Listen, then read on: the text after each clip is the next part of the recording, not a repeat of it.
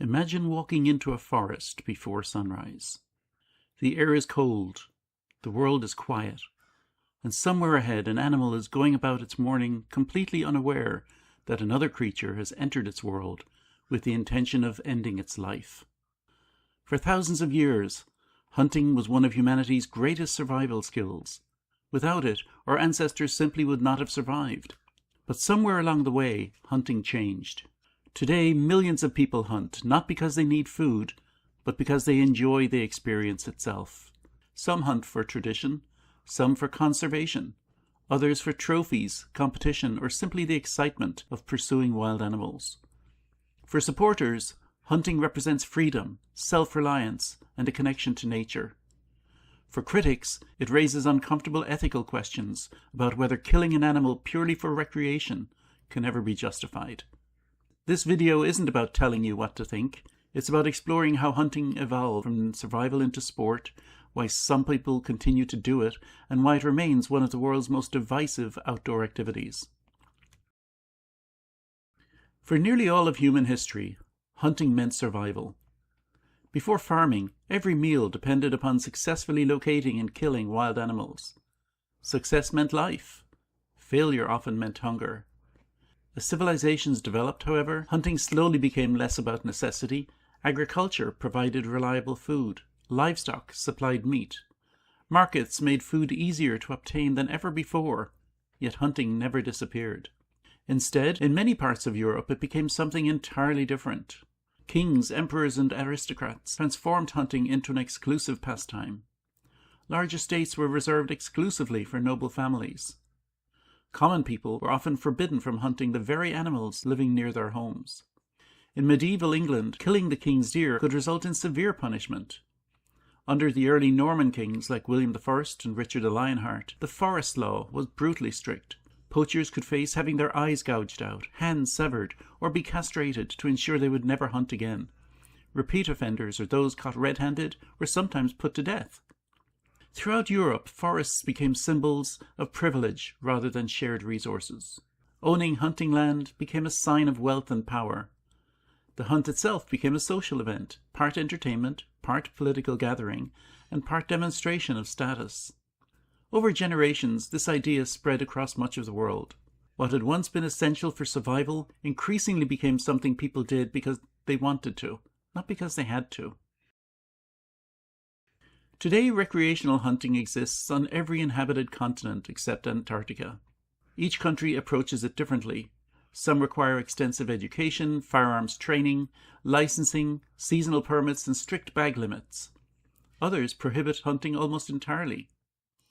In countries such as the United States, Canada, Finland, Sweden, Namibia, South Africa, Argentina, Australia, and New Zealand, hunting is deeply woven into local traditions and wildlife management. Hunters may pursue deer, elk, wild pigs, ducks, moose, antelope, wild turkey, rabbits, or other legally managed species depending on local laws. Supporters offer the excuse that regulated hunting helps control animal populations, reduces disease, limits crop damage, and funds conservation through license fees and taxes on hunting equipment. Critics counter that modern wildlife management can increasingly rely on non-lethal methods and question whether recreational killing remains ethically necessary or morally correct in developed societies. The debate continues because each perspective comes from a different angle. Hunters seeking to justify what they want to do, and animal rights people trying to give a voice to the creatures being killed. There is no overlap. For most of human history, hunting was extraordinarily dangerous. Hunters relied on spears, bows, traps, and close-range weapons. Animals frequently escaped. Sometimes the hunter became the prey. Firearms dramatically changed that balance. Modern rifles allow accurate shots over hundreds of meters. Optical scopes improve visibility. Rangefinders calculate distance. Thermal imaging and advanced optics, where legal, can further increase a hunter's effectiveness. Supporters argue that these technologies can make hunting more humane by enabling quicker, cleaner kills that reduce animal suffering under the pretense that what they are doing is for the best of all concerned. Critics respond that increasingly sophisticated equipment not only reduces the challenge and shifts the balance even further in favor of the hunter, but it increases the overall amount of hunting inasmuch as it gives easy success to the lazy hunter, who might otherwise be discouraged by the effort needed to kill a creature. The question becomes less about whether the animal has any realistic chance of escape, and more about what people believe hunting should represent. Perhaps no aspect of hunting generates more controversy than trophy hunting. Unlike subsistence hunting, trophy hunters often place particular value on an animal's physical characteristics: large antlers, impressive horns, exceptional body size, or a rare appearance. Photographs taken beside harvested animals have become a long-standing tradition in many hunting cultures. For supporters, they argue that these images commemorate a significant personal achievement, much like photographs of a successful mountain climb. For critics, the same photographs are used to celebrate the death of an animal, glorifying the brutality of an act just committed on a defenseless animal. That difference in interpretation reflects a broader divide in how people relate to wildlife. Some primarily see wild animals as a God-given resource put on earth for man's use and enjoyment. Others argue that they are sentient beings whose lives possess intrinsic value independent of any benefit to humans. If hunting were viewed the same way everywhere, there would be little debate. Instead, every country has developed its own relationship with wildlife, conservation, firearms, and public opinion. In many nations, hunting is permitted but tightly regulated. Hunters must purchase licenses, pass safety courses, obtain tags for specific species, and hunt only during designated seasons. Wildlife agencies establish annual quotas based on population surveys, breeding success, habitat conditions, and long-term conservation goals. These systems are intended to ensure that hunting remains sustainable, allowing wildlife populations to replenish themselves while providing opportunities for blood sport enthusiasts. Other countries take a much stricter approach. Several European nations have sharply limited hunting of certain species or banned particular methods considered inhumane. Many countries prohibit the hunting of endangered animals altogether and impose severe penalties for poaching. Then there are countries that have decided recreational hunting should not exist at all. The best known example is Costa Rica. Costa Rica is internationally recognized for its commitment to environmental protection. Despite covering less than 0.1% of the Earth's land surface, it contains roughly 5% of the world's known biodiversity. Its rainforests, cloud forests, wetlands and coastlines support thousands of species of mammals, birds, reptiles, amphibians and insects.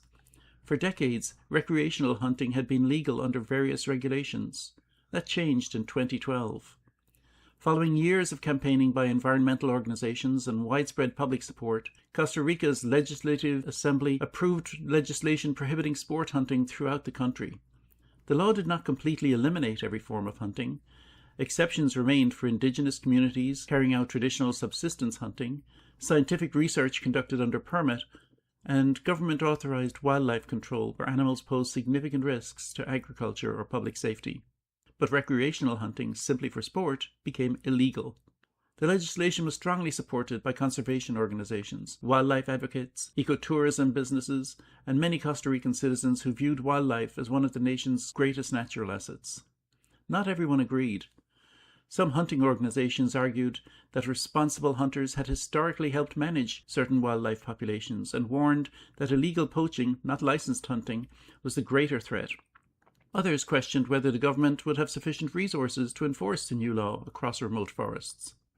The position that went unargued was the belief among many hunters that it was their God-given right to hunt, and the government was therefore restricting their religious freedom to do so. So has the ban worked? More than a decade later, the answer is more complicated than either side originally predicted. Costa Rica continues to be regarded as one of the world's leading conservation success stories. Its protected national parks attract millions of visitors over time, and ecotourism has become one of the country's most important industries. Wildlife viewing, not hunting, is now a major economic draw. Species such as monkeys, toucans, scarlet macaws, sea turtles, and many mammals have become symbols of Costa Rica's international environmental identity. However, conservation experts caution against attributing every wildlife success solely to the hunting ban. Costa Rica has also invested heavily in habitat protection, national parks, forest restoration, biological corridors, environmental education, and anti-poaching enforcement. These measures work together. Meanwhile, illegal hunting has not disappeared entirely. Poaching still occurs, particularly in remote regions, reminding conservationists that laws alone cannot eliminate wildlife crime without effective enforcement. The Costa Rican experience illustrates that conservation is rarely achieved through a single policy.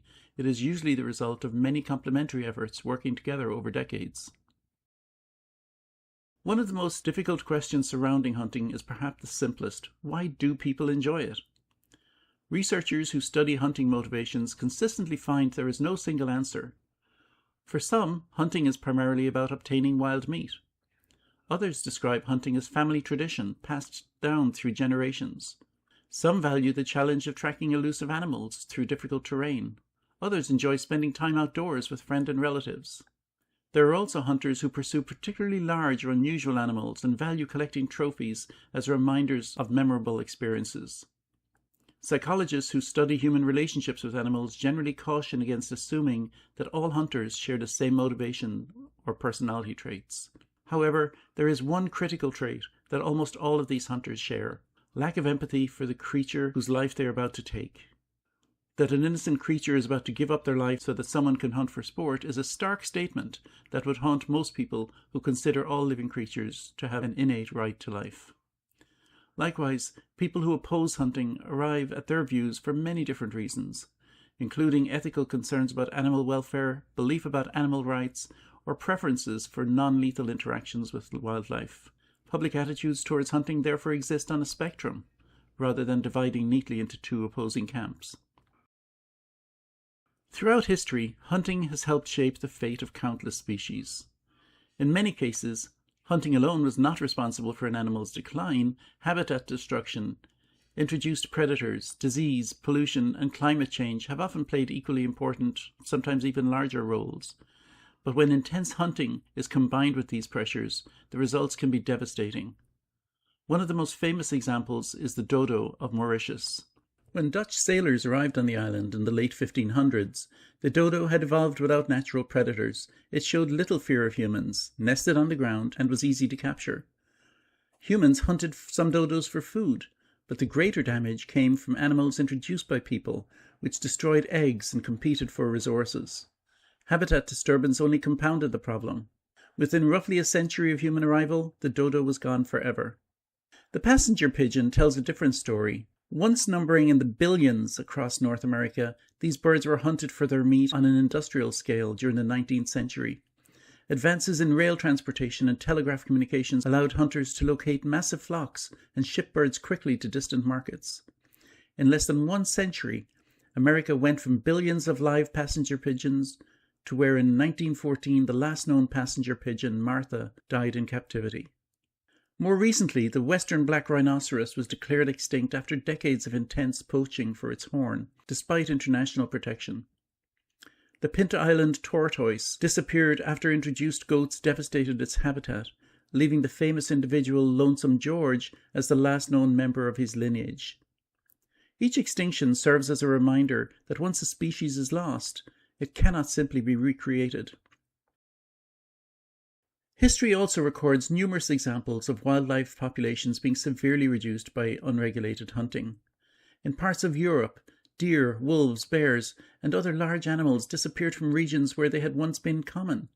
In Ireland, for example, native populations of several large mammals declined dramatically over centuries, primarily due to the recreational hunting by wealthy landowners of the colonial era.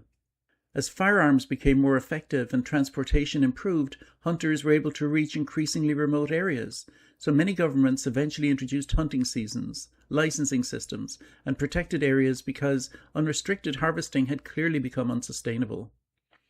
Modern conservation laws in many countries were born not only from a desire to protect wildlife, but from recognizing what had already been lost. So in conclusion, the debate over hunting is unlikely to disappear. Supporters often see hunting as a tradition that connects people with nature, provides food, supports conservation funding, and teaches self-reliance. It is a group of people lacking the moral empathy or recognition of the rights of all living creatures.